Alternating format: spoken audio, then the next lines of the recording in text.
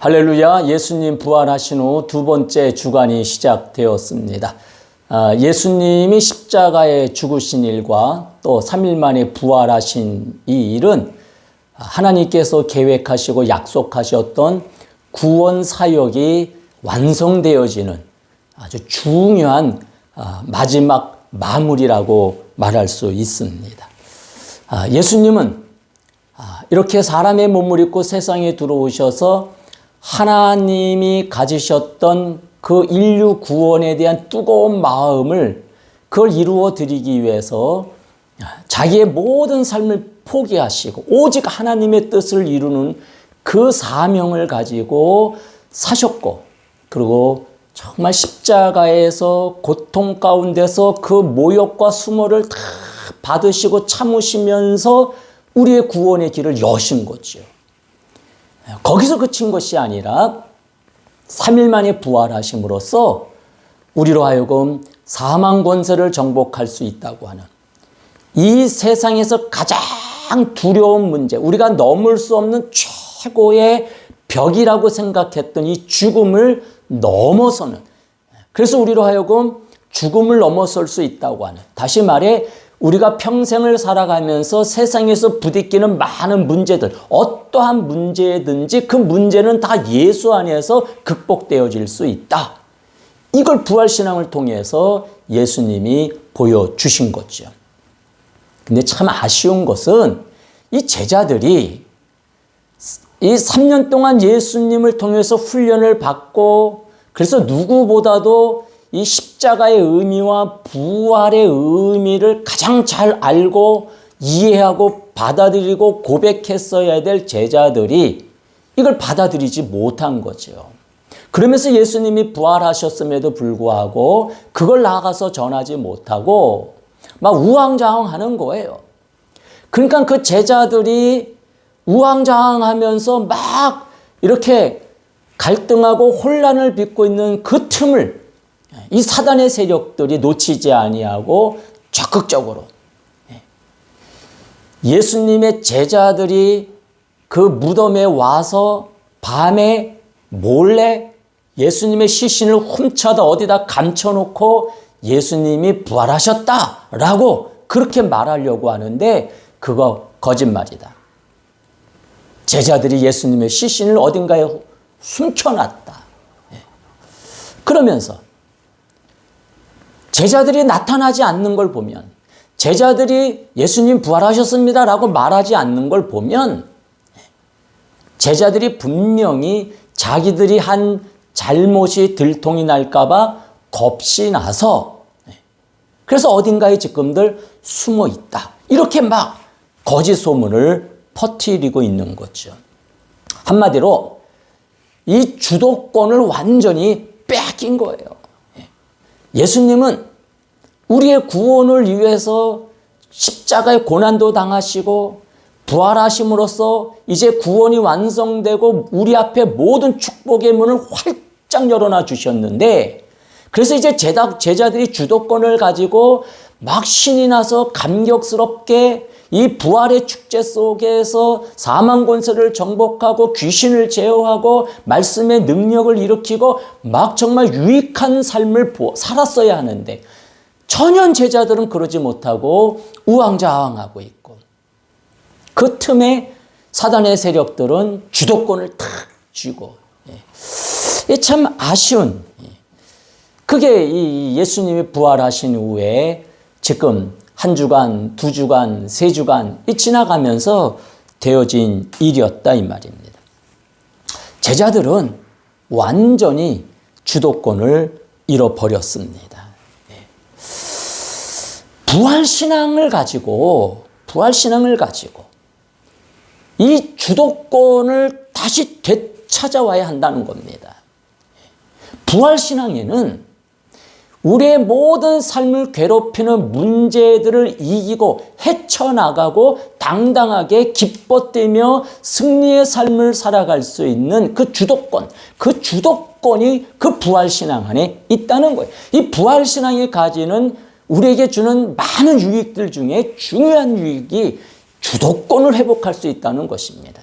끌려가는 삶이 아니라, 끌려다니는 삶이 아니라, 열등의식 속에서 눈치 보며 사는 삶이 아니라, 그 예수님이 그 부활하심으로 이기심, 그 이기심의 그 힘, 그 믿음을 바탕으로 해서 우리도 당당하게 우리 앞에 장애물들을 물리치면서 이기는 삶을 살 수 있다는 거예요. 이게 부활신앙 속에 깊이 담겨져 있는 중요한 비밀이라는 거죠.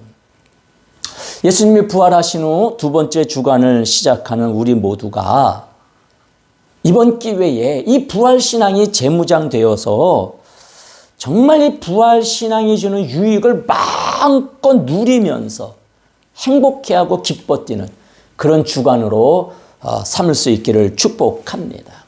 특별히 오늘 본문은요, 이 부활신앙을 마음껏 누린, 이 부활신앙으로 행동함으로써 그 부활신앙에 담겨있는 그 엄청난 유익들, 큰 복을 약속받고 누리는 대표적인 주인공 아브라함에 대해서 소개하고 있습니다.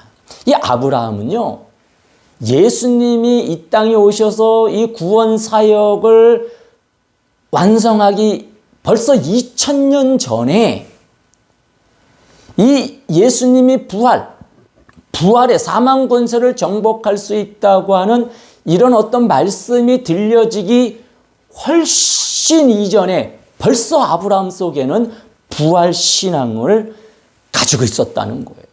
이 아브라함 속에는 이 부활신앙이 딱 뿌리를 내리고 있었고, 이 부활신앙의 뿌리를 내리고 살다 보니까 아브라함의 삶은 굉장히 형통하고 복 있는, 또 많은 은혜를 누리는 그런 주인공이 되었다는 거예요. 그게 오늘 본문이라는 겁니다. 오늘 1절 말씀에 보면은요, 어느 날 하나님이 아브라함을 시험하시려고 그를 부르시되, 오늘 그렇게 시작하고 있어요. 하나님이 어느 날 아브라함을 시험하시려고 아브라함을 불렀다, 그렇게 말하고 있어요. 그러면서 하신 말씀이 뭐냐면, 네 아들, 너의 사랑하는 그 독자 이삭을 데리고 모리아 땅으로 가서 내가 너에게 지시하는 한 산, 거기서 그 아들 이삭을 번제로 드려라. 하나님이 아브라함에게 어느 날 이렇게 찾아오셔서 명령하신 겁니다. 너의 사랑하는 아들 이삭을 내게 드려라, 내놔라, 그렇게 말씀하신 겁니다. 이 이삭, 지금 하나님이 아브라함에게 네 아들 독자 이삭을 내게 번제로 드려라 했던 이 이삭은 아브라함의 그 가정에 태어난 늦둥이죠. 늦둥이.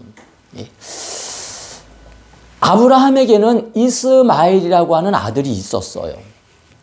근데 이 이스마엘은 하나님이 약속한 아들이 아니라 아브라함이 어떤 좀 인간적인 생각으로, 인간적인 방법으로 그야말로 다른 여인을 통해서 낳은 아이인 거예요. 그러니까 정통성이 없는 거예요. 자, 이 이스마엘이 이렇게 태어나서 성장한 지 15년의 세월이 흐른 다음에 이제 이미 아브라함의 나이는 99세가 되었고, 그래서 더 이상 자식을 낳는다라고 하는 것은 불가능한 그런 때에 하나님께서 이 아브라함에게 늦둥이면서도 정통성을 가지고 있는 진짜 아들 이삭을 태어나게 해주셨다는 거예요. 그러니까 아브라함이 99세에 아이를 갖게 되고 그 100세에 이제 그 자식이 태어나게 되었는데, 이게 100세의 자식을 낳게 되니까 얼마나 그게 신기하겠어요. 그리고 이게 얼마나 사랑스럽고 예쁘겠어요. 그래서 이삭을 너무너무 사랑하는 거예요. 성경에 보면은 아주 단적으로 아브라함이 이삭을 얼마나 사랑하고 편애했는지를 기록하고 있는데, 어느 날 이 15살이나 형인 나이 차이가 나는 이 이스마엘이 어느 날 동생을 데리고 장난을 쳐요. 어느 날 좀 괴롭혔습니다. 그래서 어린 이삭이 울었어요. 그러니까 이 모습, 이 소식을 들은 아브라함이 화가 나고 속이 상하니까 그 15살밖에 안 된 이스마엘, 그 가장의 그 아들을 내쫓아 버립니다. 그 이삭을 괴롭혔다라는 이유로 내쫓아 버렸어요.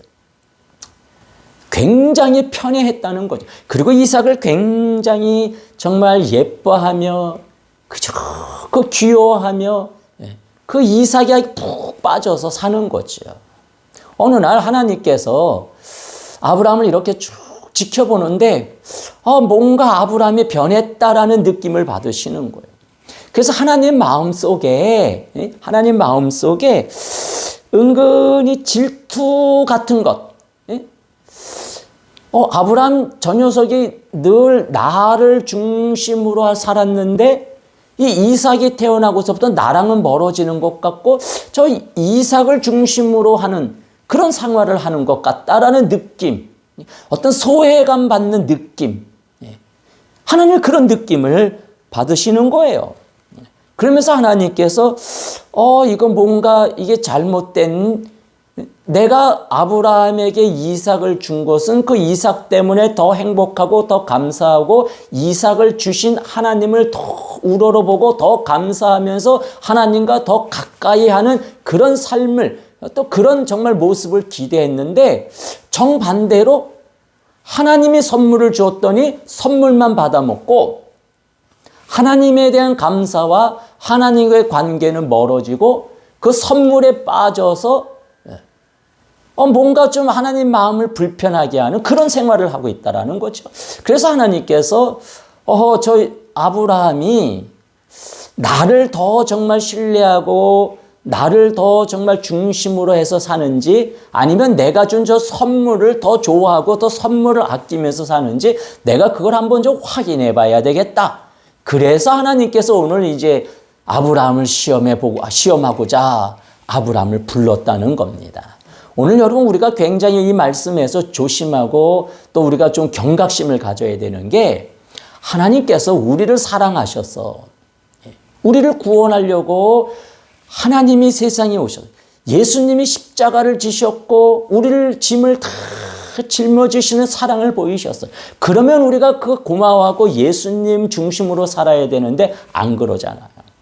도리어 하나님이 우리에게 주신 작은 선물들, 건강의 복이든지 물질의 복이든지 뭔가 좀 성공케 하고 우리가 좀 기대하고 원했던 것이 이루어졌을 때에 우리는 거기에 빠져서 거기에 만족하고 그러면서 또 그것이 이루어지는 것들에 대하여 내가 무슨 능력과 힘이 있어서 된 것처럼 착각하고 그러면서 하나님과 멀어지고 하나님에 대한 감사를 잃어버린다는 거죠.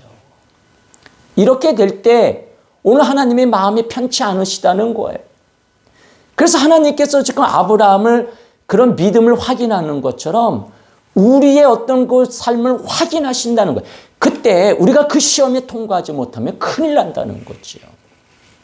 자, 오늘 하나님께서 아브라함을 시험하기 위해서 찾아오셔서 내가 너에게 준 그 선물 이삭을 내가 정한 장소, 모리아 산의 한 장소에 가서 내게 번제로 드려라. 내놔. 지금 그렇게 말씀하셨죠.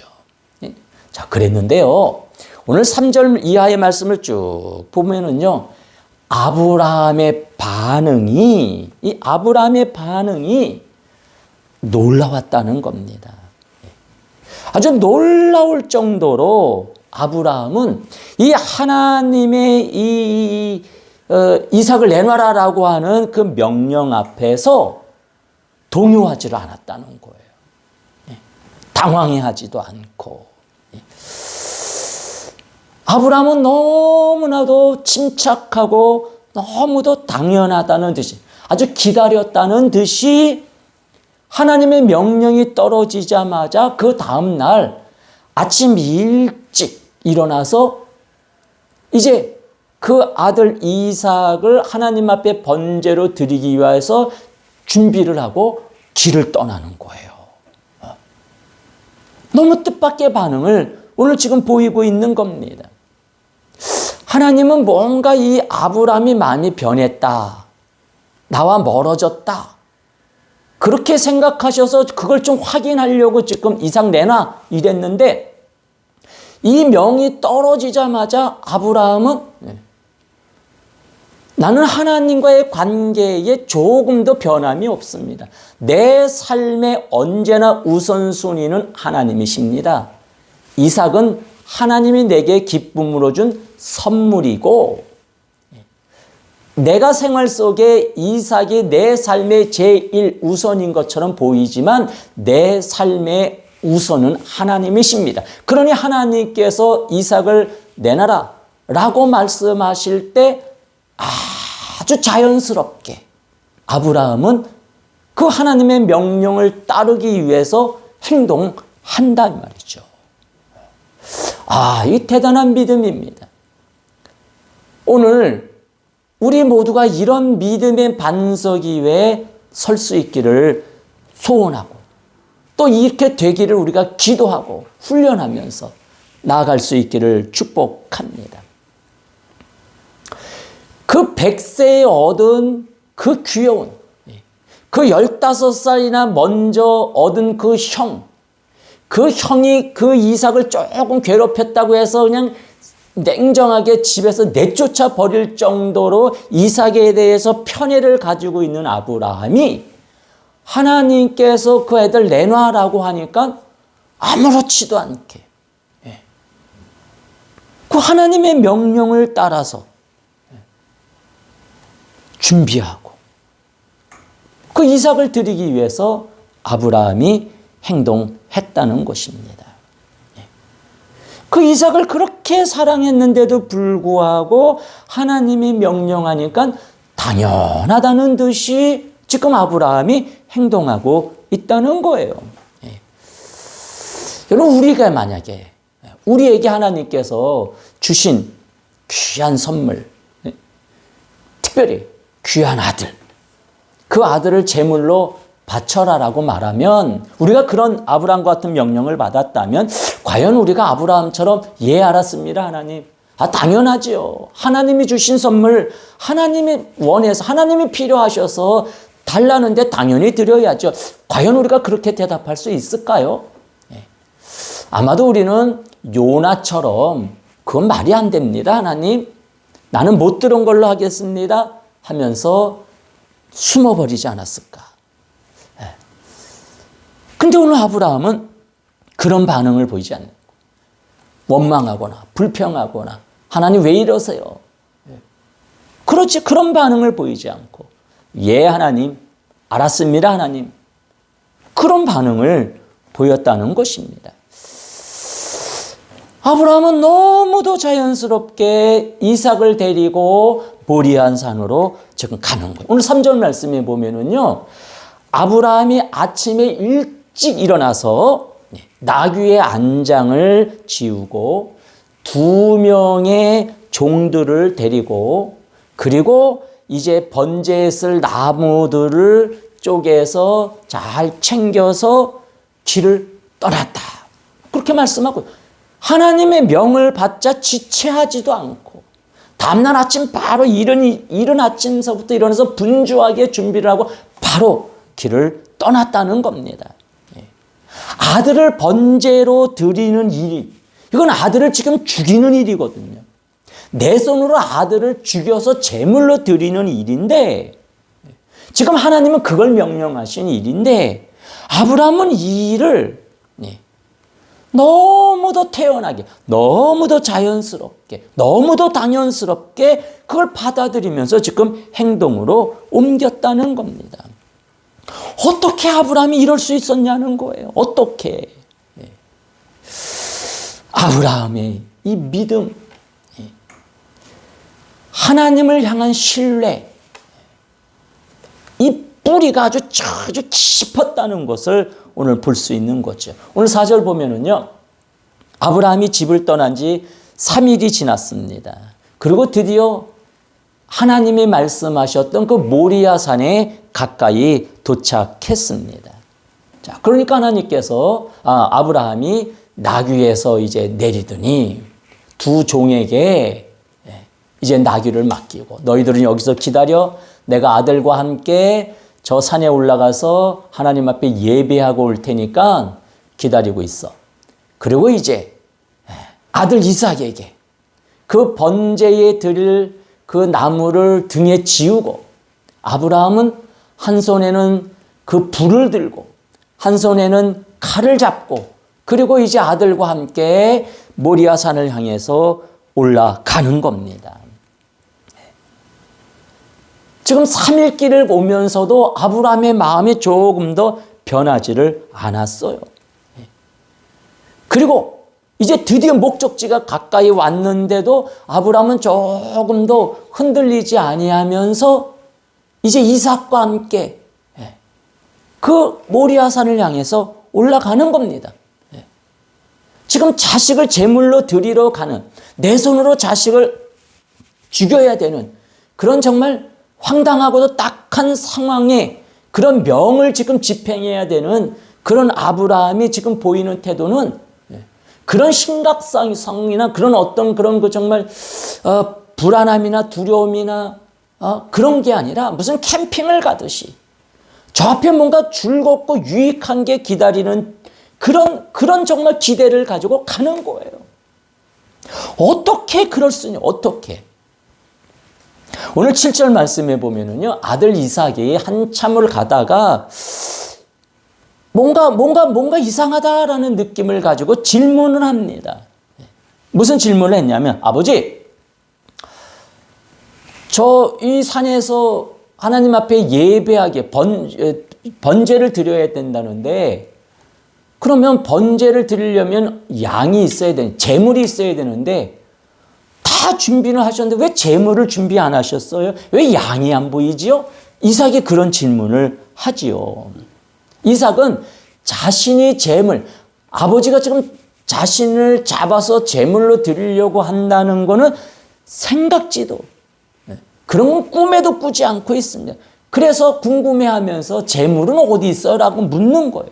근데 8절에서 아브라함이 이렇게 대답합니다. 아들아, 걱정하지 마.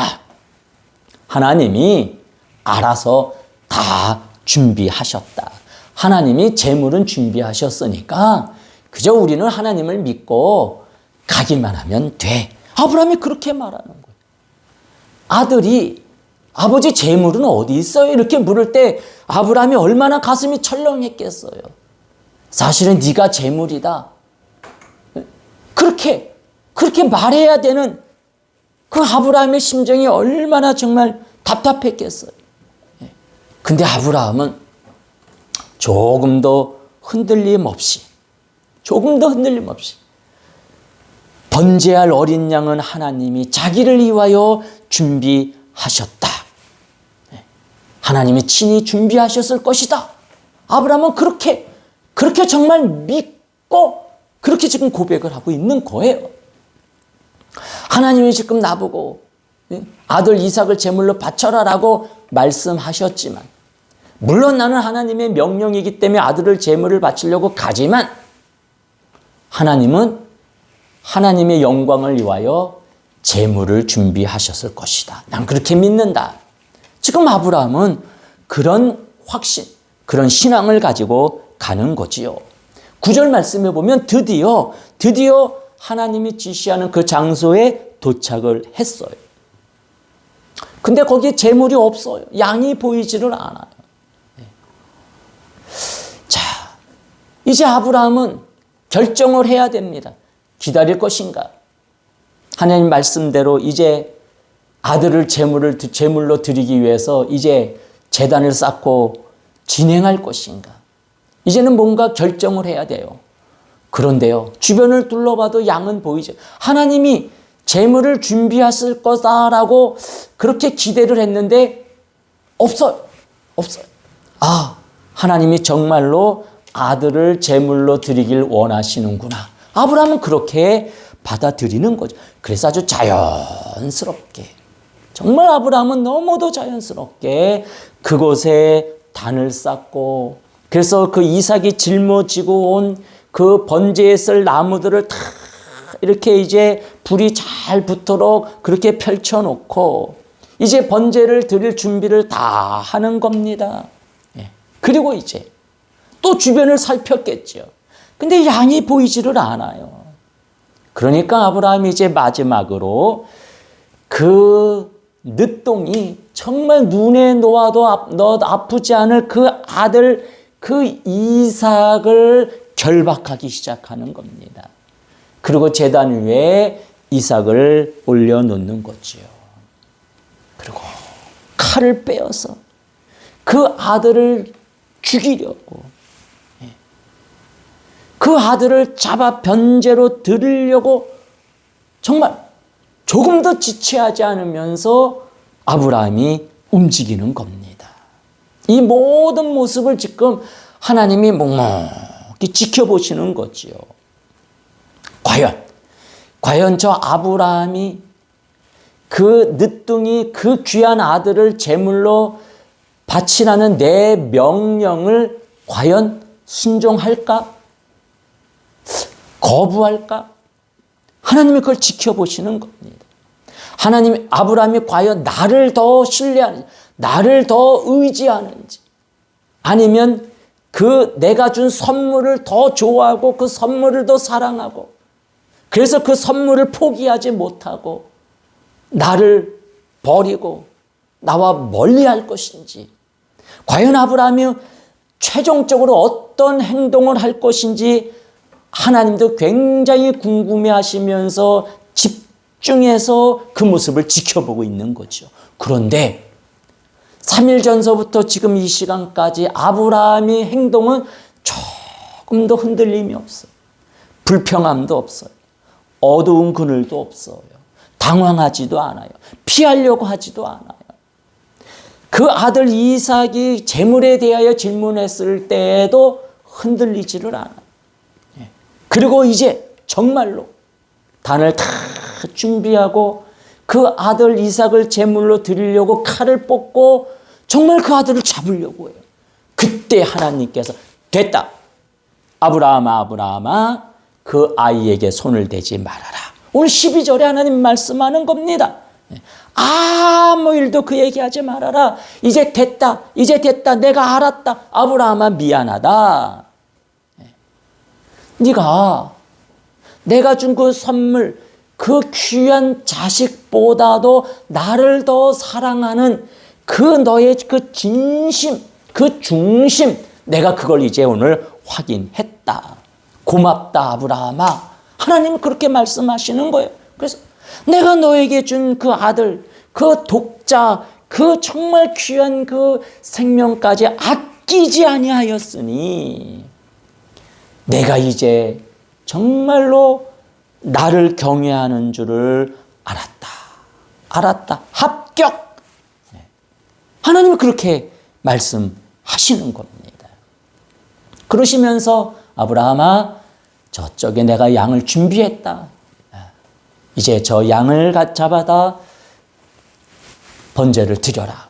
그래서 아브라함이 그 하나님이 준비하신 양을 가지고 번제를 드리고 그리고 이제 이삭의 손을 잡고 즐겁게 집으로 돌아오는 거지요. 이렇게 아브라함이 시험을 통과하고 이제 무사히 집으로 돌아왔습니다. 이게 오늘 본문의 전반적인 이야기인 거지요. 자, 여기서 결론적으로 아주 중요한 질문 하나. 아브라함은 어떻게 이렇게 용기 있는 행동을 할 수 있었을까? 아브라함은 어떻게 정말 통과할 수 없는 이 시험을 정말 자연스럽게 흔들림 없이 통과할 수 있었을까? 그거 도대체 아브라함이 어떤 사람이기에 자식을 제물로 드리라는 그 황당한 명령 앞에서도 흔들림 없이 그걸 행동으로 옮길 수 있는 배짱과 그런 하나님을 향한 철저한 순종과 신뢰, 이게 어디서 나온 것이냐는 겁니다. 그 해답을 히브리서 11장에서 말하고 있습니다. 히브리서 11장을 우리는 믿음장이라고 말합니다. 그 히브리서 11장 17절에 보면은요, 아브라함은 시험을 받았을 때에 믿음으로 이삭을 드렸으니, 아브라함이 하나님 앞에 시험을 받았을, 하나님의 명을 받았을 때 아브라함은 믿음으로 행동했다 그랬어요. 믿음으로. 어떤 믿음이냐? 19절에 보면은요, 아브라함은 하나님이 능히 이삭을 죽은 자 가운데서 다시 살려줄 줄로 믿고, 하나님은 능히 내가 이삭을 제물로 드린다 할지라도 그 이삭을 다시 살려 내게 돌려줄 것이라고 믿고 아브라함은 조금도 흔들리지 아니하고 그 사랑스러운 늦둥이를 제물로 드릴 수 있었다는 것입니다. 다시 말해 아브라함은 부활신앙이 있었기 때문에 가능했다는 것입니다.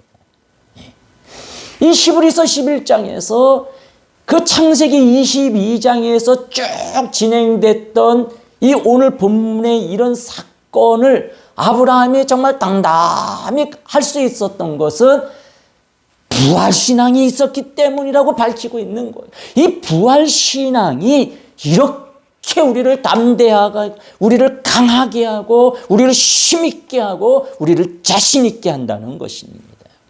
아브라함의 순종의 근거는 부활신앙이 있었기 때문이라는 거예요. 이 부활신앙이 있었기 때문에 아브라함은 그 늦둥이 아들도 드릴 수 있었다는 겁니다. 아브라함의 믿음, 아브라함의 신앙은 그거예요. 이 99세, 정말 내가 자식을 낳을 수 없는, 이제 하나님의 나라로 가야 될 시간이 가까이 있는 나에게 이 늦둥이 아들을 주실 수 있는 그런 능력을 가지신 하나님이시라면,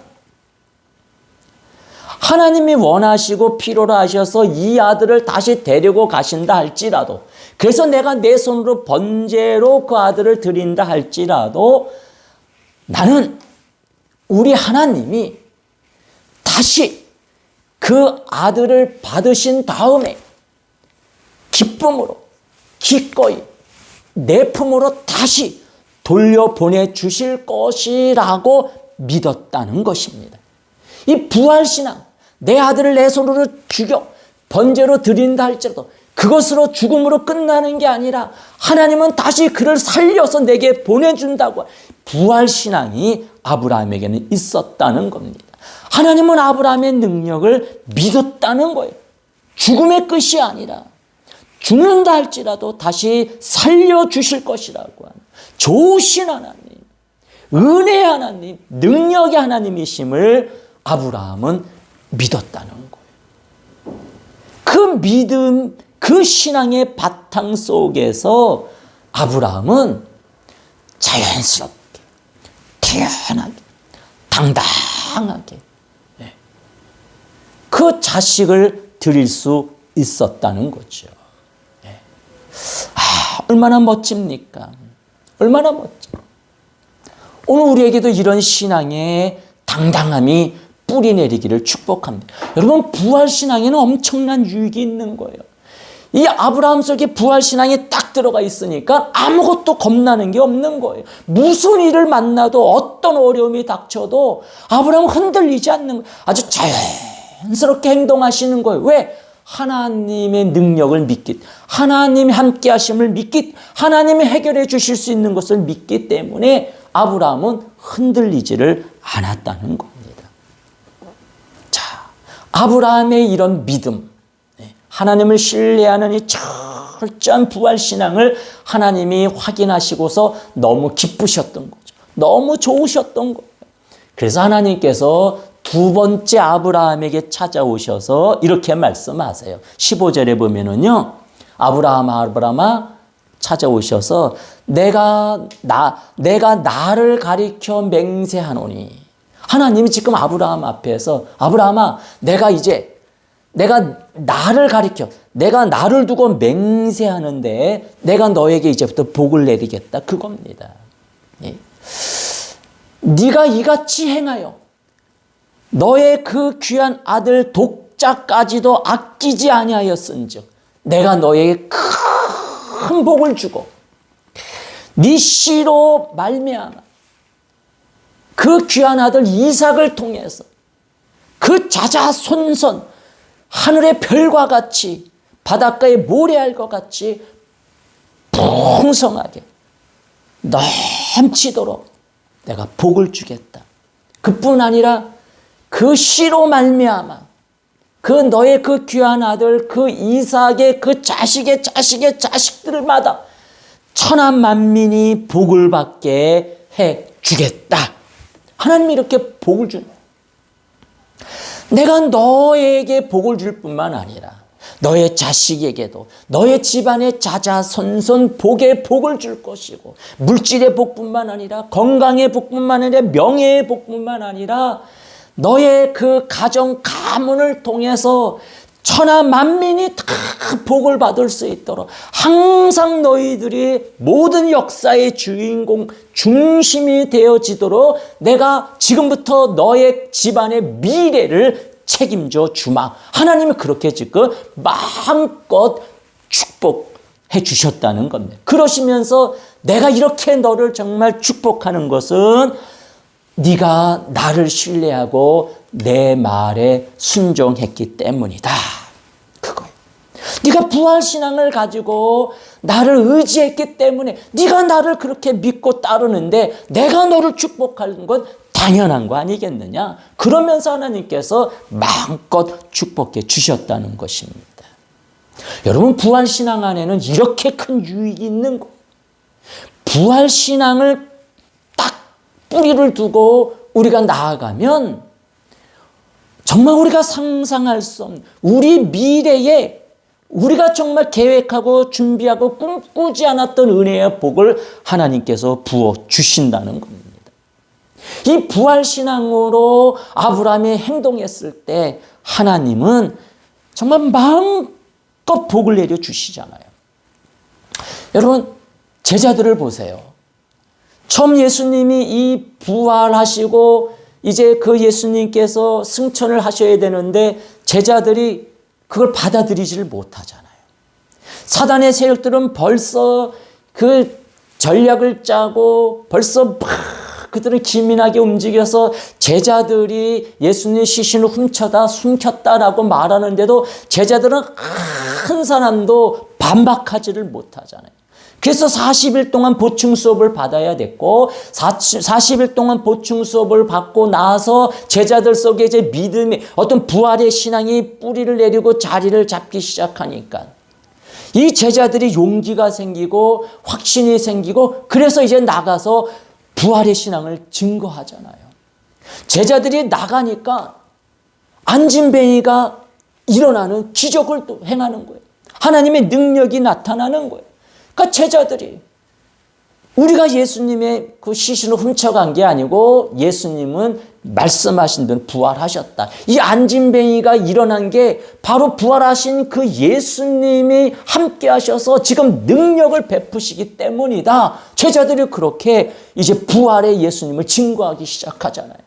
예. 그러면서 빼앗겼던 주도권을 지금 회복하기 시작하잖아요.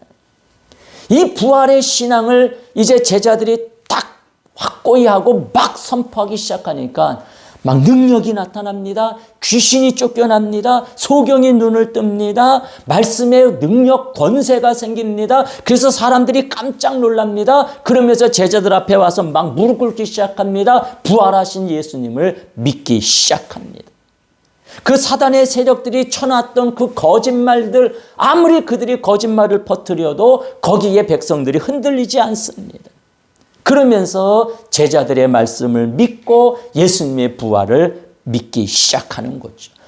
제자들이 점점 많은 유익들을 누리고 제자들이 점점 담대해지고 강해지면서 완전히 주도권을 쥐고 지금 역사를 움직이기 시작했다는 것입니다. 여러분 부활신앙 속에는 이런 능력이 있는 거예요.